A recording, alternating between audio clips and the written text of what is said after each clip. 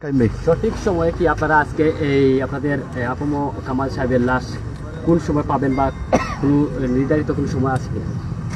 না, আমরা এটা নির্ধারিত কোনো সময় বলতে পারছি না। আমরা উসমানী মেডিকেল কলেজ কর্তৃপক্ষ এবং পুলিশ প্রশাসনের সাথে যোগাযোগ করার চেষ্টা করছি, যাতে যত তাড়াতাড়ি আমাদের সহকর্মী আমরা তার স্বজন তার পোস্টমর্টম শেষ করে আমাদের কাছে যাতে তার দেহটা হস্তান্তর করা হয় এবং আমরা এই পোস্টমর্টম রিপোর্টের পরে তার দেহটা আমাদের কাছে হস্তান্তর করলে আমরা এই মুহূর্তে আমরা নেতৃবৃন্দ সকলেই একসাথে বসে এটা সিদ্ধান্ত নিয়েছি, তার গ্রামের বাড়িতে আমরা নিয়ে যাব এবং সেখানে জানাজা দিব, জানাজা দিয়ে তাকে দাফন সম্পন্ন করব।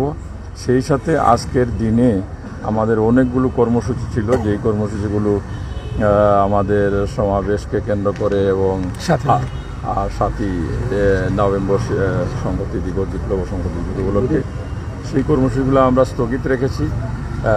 কালকে থেকে সেই কর্মসূচিগুলো তার দাফন পর্যন্ত আমরা এই কর্মসূচিগুলোকে স্থগিত রেখেছি। তার দাফন কাজ এখন আমাদের মোস্ট প্রায়োরিটি। এই জন্য আমরা আর তাছাড়া আমরা শুনতে পাচ্ছি গত রাত্রে আমাদের অনেক নেতাকর্মীর বাড়িতে আইন শৃঙ্খলা রক্ষাকারী বাহিনী বিভিন্নভাবে হয়রানিমূলক বাসা বাড়িতে যে খোঁজাখুঁজি করেছে। আমরা এই বিষয়টুকু জানাতে চাই প্রশাসনকে।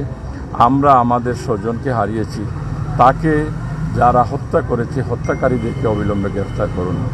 এখন এই বিষয়টুকুকে রাজনৈতিকভাবে আপনারা প্রবাহিত করবেন না।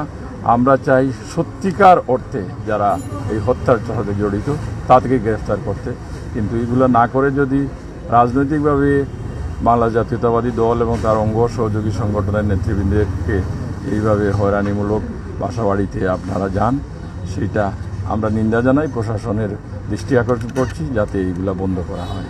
ধন্যবাদ। এই পর্যায়ে আমরা একটু বিএনপির সম্মানিত চেয়ারপারসনের উপদেষ্টা জনাব খন্দকার আব্দুল মুক্তাদিরের কাছ থেকে জানতে চাচ্ছিলাম, এই যে আগামীতে আপনাদের সিলেট বিভাগে একটি সমাবেশ হতে যাচ্ছে, সেই সমাবেশের ডেট পরিবর্তন বা কোনো কারেকশন আছে কিনা, যদি এই বিষয়ে একটু ক্লিয়ার করতেন। কথা বলছেন খন্দকার আব্দুল মুক্তাদির। এটা গতকালকেই আমরা একটি সাংবাদিক সম্মেলন করে পরিবর্তিত তারিখটি জানিয়েছি। আগামী 19শে নভেম্বর শনিবার দিন আলিয়া মাদ্রাসা মাঠে সিলেটের সভা সমিতির রাজনৈতিক ইতিহাসের সর্ববৃহৎ জনসভা ইনশাল্লাহ অনুষ্ঠিত হবে এবং আপনারা যারা গণমাধ্যমের কর্মীরা আছেন, আমার সামনে যারা মিডিয়ার ভাইয়েরা আছেন, আপনাদের সর্বত সহযোগিতা আমরা কামনা করি। এই সাথে একটা কথা যোগ করতে হয়, আমাদের যে ভাই কালকে নিহত হয়েছে, আমাদের রাজনৈতিক সহকর্মী, জেলা বিএনপির স্বাস্থ্য বিষয়ক সম্পাদক এবং সদর উপজেলার একজন বলিষ্ঠ নেতা, মারা গেলাম আমরা। রাতের বেলা আমাদের বাসাতেই, আমাদের বাসা বাড়িতে হয়রানি করা হয়, আমাদের অন্য ভাইদের গ্রেফতার করা হয়। আমি যারা আওয়ামী লীগের নেতৃস্থানীয় ব্যক্তিবর্গ আছেন সিলেটে, আপনাদের কাছে আমার আহ্বান থাকবে, আপনারা রাজনীতির পর্যায়ে রাখেন, সিলেটকে দয়া করে মৃত্যুপুরী বানাবেন না।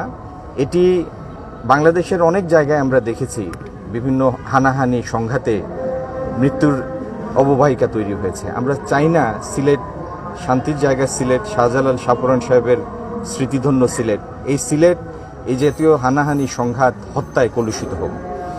আর যারা এই জঘন্য কাণ্ডের সাথে জড়িত, আমরা জানতে পেরেছি তারা নামধারী ছাত্রলীগ কর্মী, তারা যেন কোনো দলীয় পরিচয়ের আড়ালে আইনের হাত থেকে বাঁচতে না পারে, সেই জন্য আমি আওয়ামী লীগ নেতৃবৃন্দ এবং প্রশাসনের দায়িত্বশীল কর্মকর্তা তাদের সবার প্রতি দৃষ্টি আকর্ষণ করব। আমরা একটি সুস্থ স্বাভাবিক সিলেট চাই, যেখানে যারা রাজনৈতিক কর্মী তারা যেন তাদের মর্যাদার আসনটি ধরে রাখতে পারেন। এই পরিচয়ের আড়ালে কোনো সন্ত্রাসীকে লুকাতে দয়া করে কেউ প্রশ্রয় দিবেন না। ধন্যবাদ। সবশেষে এই হত্যাকাণ্ড নিয়ে আপনাদের কিছু বলার আছে কিনা, বা আপনাদের অবস্থানটুকু যদি ক্লিয়ার করতেন কেন্দ্র থেকে। এটি বললাম যে মারা গেছে সে আমাদের ভাই, দীর্ঘদিনের রাজনৈতিক সহকর্মী এবং রাজনীতির একজন নিবেদিত প্রাণকর্মী ছিল। তাকে যারা হত্যা করেছে আমরা তার দৃষ্টান্তমূলক শাস্তি চাই এবং কোনো রাজনৈতিক পরিচয়ের আড়ালে এই দুষ্কৃতিকারীরা যেন বেঁচে না যায়, সেই জন্য সরকারি দল এবং প্রশাসন দুই মহলেরই আমরা দৃষ্টি আকর্ষণ করছি এবং এটিকে কেন্দ্র করে কোনো ষড়যন্ত্র এবং বিএনপির নেতাকর্মীদের হয়রানি করার চেষ্টা যেন না করা যায় সেই ব্যাপারে আমি হুঁশিয়ারি উচ্চারণ করছি।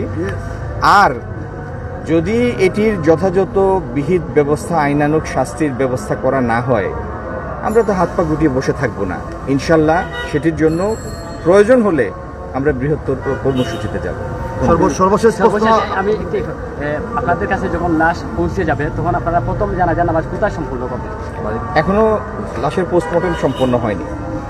পোস্টমর্টেম করার পরে লাশটি আমাদের কাছে হস্তান্তর করা হলে আমরা পরিবারের সদস্য সহ বিএনপির যারা উপস্থিত নেতাকর্মী আমরা আলীনগর কামালের বাড়িতে যাব। সেখানে গোসল, জানাজা এবং পরবর্তীতে দাফন সম্পন্ন হবে।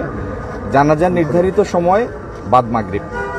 সর্বশেষ একটা প্রশ্ন আপনাদের কাছে, আপনারা জানি আজকে আপনাদের একটা কর্মসূচি ছিল, এই কর্মসূচিগুলো কি চলমান থাকবে কি নাকি কোনো কারণে বন্ধ আমাদের হচ্ছে? দীর্ঘদিনের রাজনৈতিক সহকর্মী কামালের দাফন এখন আমাদের সবার সর্বাগ্রে, এটি আমাদের অগ্রাধিকার। এই দাফন সম্পন্ন না হওয়া পর্যন্ত আমরা আর অন্য কোনো বিষয়ই চিন্তা করতে পারছি না। আমাদের নেতাকর্মীরা অত্যন্ত শোকাহত। দাফন পর্যন্ত আমাদের সমস্ত কর্মসূচি স্থগিত থাকবে। ধন্যবাদ। বিষয়টা আপনাদের যে অবস্থান বা এই যে আগামী গতকালকে আমরা দেখেছি একটি ধাওয়া পাল্টা ধাওয়া হয়েছিল আপনাদের সাথে, সেই বিষয়ে কিছু বলার আছে কিনা বা আগামীতে কি অবস্থান নিতে যাচ্ছেন আপনারা? দাওয়া পাল্টা দেওয়ার মতো কোনো ঘটনা আমাদের নলেজে নাই, কারণ আমরা গতকালকে আমরা ডেড বডিটাকে নিয়ে আফম কামাল আমাদের জেলা বিএনপির সাবেক স্বাস্থ্য বিষয়ক সম্পাদক ছিল এবং সে একজন ভালো সংগঠক ছিল আমরা জানি, এবং আমরা প্রশাসনকে উদ্দেশ্য করে আমরা গতকালকে বলেছিলাম যে সুষ্ঠু নিরপেক্ষ তদন্তের মাধ্যমে আমরা যাদেরকে মনে করছি গত কয়েকদিন ধরে যারা মহড়া দিচ্ছেন ছাত্রলীগ নামদারি সন্ত্রাসীরা, সুষ্ঠু তদন্তের মাধ্যমে তাদেরকে গ্রেফতার করার জন্য। কিন্তু আমরা সেখানেই সমাবেশ, মেডিকেলের 1 নম্বর গেইটে আমরা সমাবেশ করেছি এবং আজকে বলেছিলাম আমরা 10টার দিকে ওইদিকে যাব, আমরা 10টার পরে এখানে বসেছি। কিন্তু এর পরবর্তী পর্যায়ে আমাদের কোনো দায় দায়িত্ব জেলা বা মহানগর বিএনপির কেউ সেখানে উপস্থিত ছিল না বা কোনো অঙ্গ সহযোগী সংগঠনের। এটা আমরা প্রত্যাখ্যান করছি, কারণ কোনো দাওয়া পাল্টা দেওয়ার সাথে আমাদের কোনো সম্পৃক্ততা নেই, বিএনপির কোনো সম্পৃক্ততা নেই।